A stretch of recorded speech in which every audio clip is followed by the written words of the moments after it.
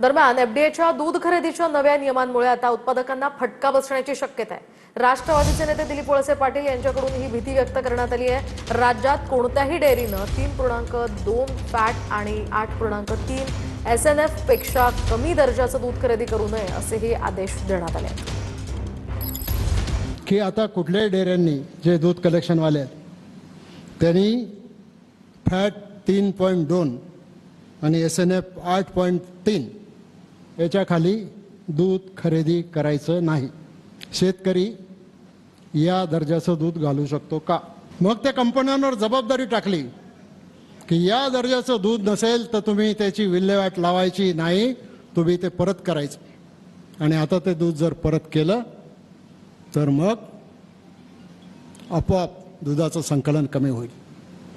आणि दुधाचं संकलन एकदा कमी झालं की मग दुधाचे भाव वाढतील, हे नक्की आहे।